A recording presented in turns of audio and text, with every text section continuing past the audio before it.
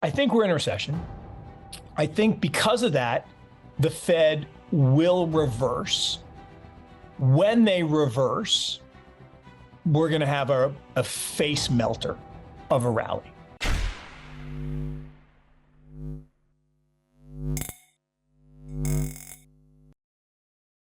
Hey guys, welcome back to the channel. Today we have Mark Yusko forecasting the future of Bitcoin and the financial market.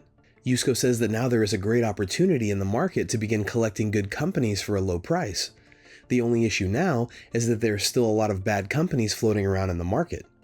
Yusko believes that we need recession because it cleanses the market and encourages prosperity. He says that the crypto ecosystem has gone through a cleansing deleveraging. The only problem for the general equity market is the amount of leverage currently in the system.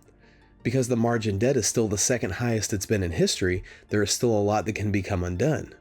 Let's listen to this interview with Mark Yusko as he gives his take on Bitcoin as a store of value and the current pattern of the market. Don't forget to like and subscribe if you enjoy the content we do here on this channel. Let's get right into the video.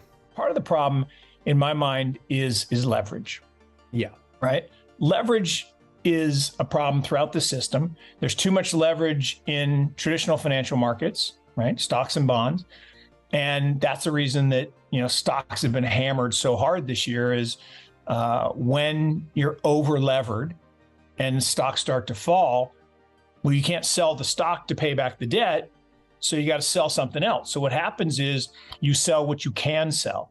And in liquidations, not bear markets, but in liquidations of leverage, cash, gold, and Bitcoin, these stores of value and bonds tend to underperform. And that's exactly what we're seeing this year. Bonds are having their worst year in their history. Right. Gold is down, which is, according to Peter Schiff, impossible. If we have 8% inflation, gold should be up, but it's not. Bitcoin's down. Well, that shouldn't be the case, but it is because these things are being sold to meet margin calls in the traditional world. And that is an environment that in 2020 happened really quickly. Remember, we flash crashed down to, 3,800 and then bam, we were back to 10,000 within a few weeks. Here, it's been more of a slow, steady grind down as increasing pockets of leverage are found, unwound, and solved. Yusko says that the best source of truth is blockchain technologies. This is because they are ledgers that, instead of being privatized, are open to anyone and are publicly owned. Yusko states that blockchains replace private databases because they are cryptographically secure. Because Bitcoin is a blockchain technology, it's a perfect store of value and is essentially digital gold. I'm bad at short-term predictions in the sense that there's just too many variables. And in a highly levered world, it's fraught with peril. I actually do believe crypto winter is over. I believe we're in crypto spring. I believe we have seen the bottom. That wick down to 17.8 or whatever it was, I think was the bottom.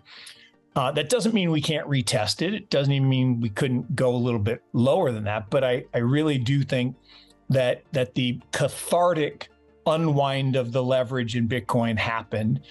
And I do think we're having a little follow through here with a buy the rumor, sell the news about the merge. Right. I think there were a lot of people that thought, when the merge happened, suddenly everybody was just going to buy Ethereum. The merge happened and we didn't see electricity usage collapse because the ETH miners just turned on a different algorithm because they need to make money because they have these locked in electricity contracts. And so the whole ESG narrative, I haven't heard anybody talk about the ESG narrative in 2 weeks because it didn't happen, right? And so maybe on the margin, there's a little bit less electricity being used, but for what? Now we have arguably a less decentralized, and they'll we have arguments back and forth. But look, if I can get the authority to confirm a block with a single stake, that doesn't sound decentralized to me. Mm-hmm. Even if I am a good person, I think I'm a good person, but if I was given the opportunity to fudge, would I do it? I hope I wouldn't, but I don't know if the stakes were big enough, maybe even good people will do bad things. And we said, but then we'll just fork and we'll go do something else. Like, Okay, but we did that with BSV and BCH, and the longest chain still wins. I mean, Bitcoin's still the king. So I think we're in a recession. I think because of that, the Fed will reverse. When they reverse, we're going to have a face melter of a rally. I mean, a face melter, because the shorts are going to get scorched. Yep. And the amount of shorts in crypto is massive. You know, in November, when the SEC decided not to approve a spot ETF and approved a futures ETF, right, there was method in their madness. That was not a random decision, right?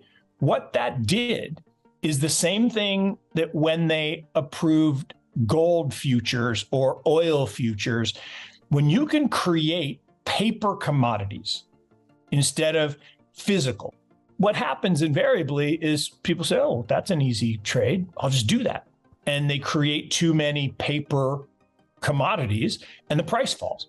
And so look at gold prices have been spoofed for years because of this. Oil prices have their boom and bust cycle because of it. You know, we got to $140 and we went to $26. Then we went to $120. Now we're back to $80. And I think the same thing's happening in Bitcoin is the banks are short the heck out of this because they're the other side of BITO and BTF that are long futures because someone's got to be short. And, you know, speculators are just the opposite of hedgers. Right? They're a necessary part of markets, right. But they can also manipulate markets if they have more capital than the hedgers. And in this case, the banks clearly have more capital than the providers. And so I believe there's downward pressure. You know, when I say a face melter, I mean, we could go from 1920 back to 25 in a hurry, right? It's a, 25% move, but it would happen fast. Got it. Then we probably consolidate a little more. And it's probably sometime, I'm going to call it March next year, when we get into summer and then we start heading back for new highs. And, by the end of next year, right in anticipation of the next halving, I think we could see a really big FOMO move. Like, all the institutions, 83% of pensions still have no exposure. So as they go from 83% to 73% to 63%, that's 20% of pensions. We're talking trillions of dollars. If they just put in 10 basis points, that would cause a really interesting supply demand move. Human beings are wired in a funny way, right? We tend to form beliefs backwards. So the way we normally work is we're given our belief by our parents, by the media, by our friends, by conventional wisdom. And then we gather data that supports our view. And I think the same thing is true with markets, is the narrative is crypto's dead again. And, you got the people, the Peter Schiffs, et cetera, say, I told you it was going to zero. Like, right. You told us 14 years ago and 13 years ago and 12 years ago and 11 years ago and 5 years ago and 4 years ago and 2 years ago, it was going to zero. We're still not at zero. And we're never going to zero. Yusko says that because the Fed can print money out of nowhere, the value of that currency gets cut in two. This is because in the past 2 years, the Fed has created almost half of all the dollars in existence. He notes that the market was in a descending triangle pattern and came to the point where it could either break out and move higher or break through. The market chose to break through by descending to the bottom, which has reversed the pattern to an ascending triangle. Yusko believes that Bitcoin has become a true store of value and says that the best investment is in the coming Web3 counterpart to companies like Amazon and Facebook. Unfortunately, no one knows which blockchain will achieve that.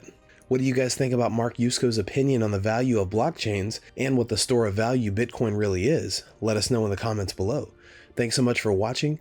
Don't forget to like and subscribe. This is Library of Wealth. We'll see you in the next video.